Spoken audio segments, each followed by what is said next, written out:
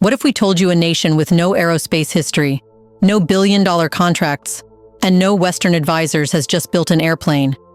A real airplane. Not a model, not a drone. A fully functioning aircraft, engineered, assembled, and flown in secret in the heart of Africa. No blueprints stolen, no foreign consultants flown in, no IMF hand-holding. And it was all done after the most powerful president in Africa issued orders to make the country self-reliant in the aviation industry. His name is Ibrahim Traoré, and he has made Burkina Faso capable of manufacturing its own airplanes. These new models took off silently. No runway announcements, no global media hype. But the moment they rose above the red earth of Ouagadougou, it shattered something far more important than the sound barrier. It shattered the myth of African dependency. And now, the world is watching, not with applause, but with panic. Because if a country like Burkina Faso can suddenly put its own aircraft into the skies, what else are they building behind closed hangars? And why is the West so terrified? In this video, let's explain what just happened and where all that is leading.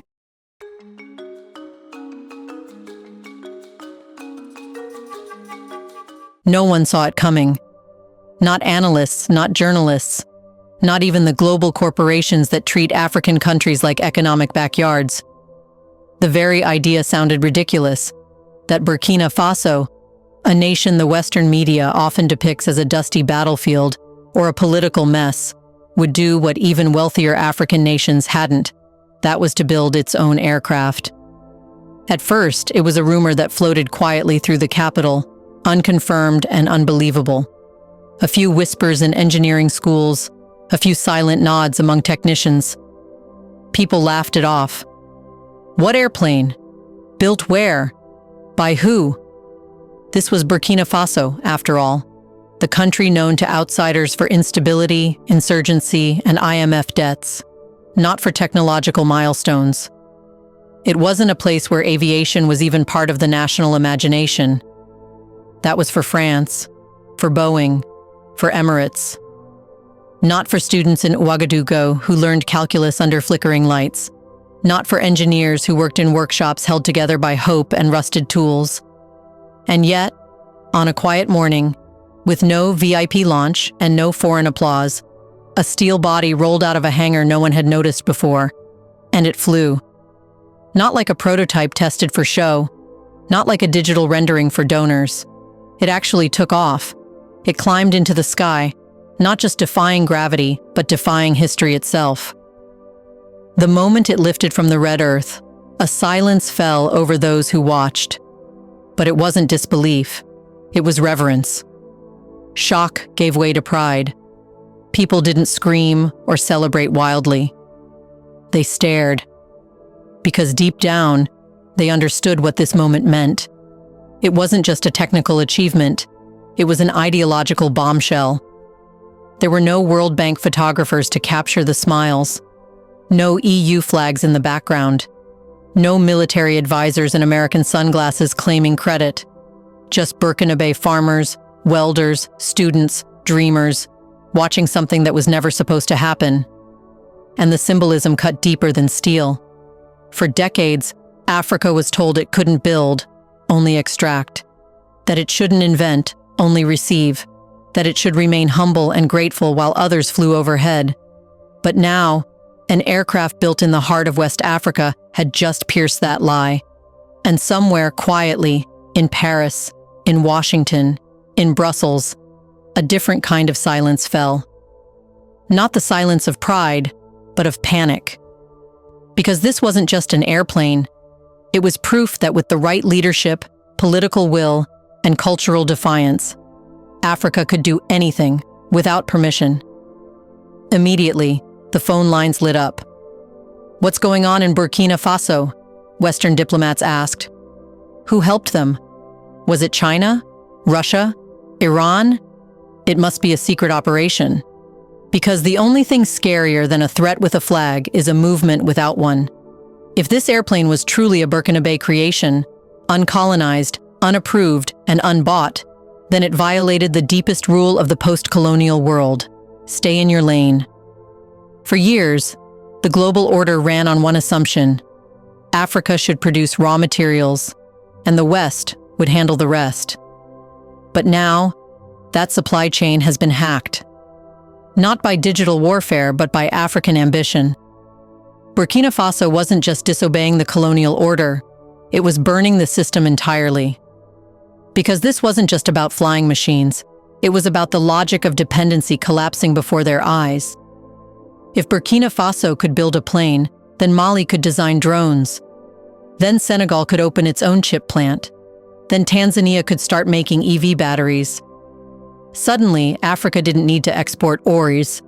It could export products. And with that, the entire colonial business model began to rattle. Before we continue further, tell us, are you enjoying the video? If yes, please like and share the video and subscribe to our channel to watch more videos on Black Africa.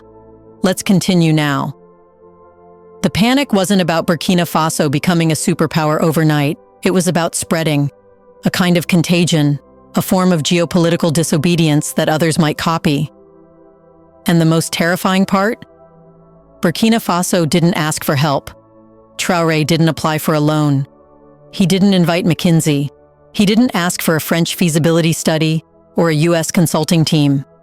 He simply told his people, "We build now." And they believed him.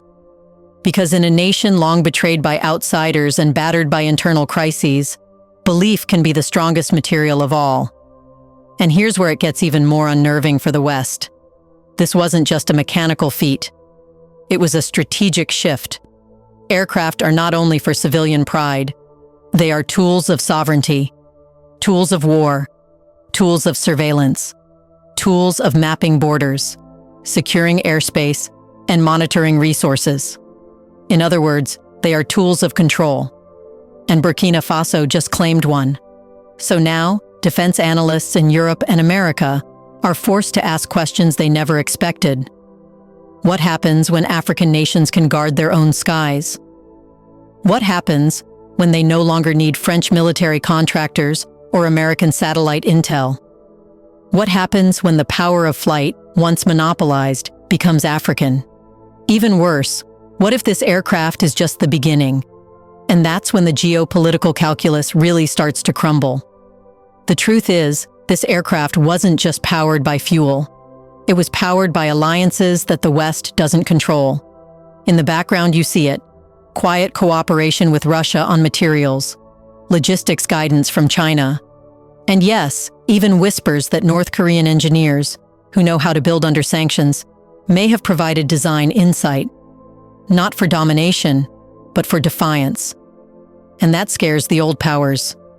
Because those partnerships aren't based on charity or control.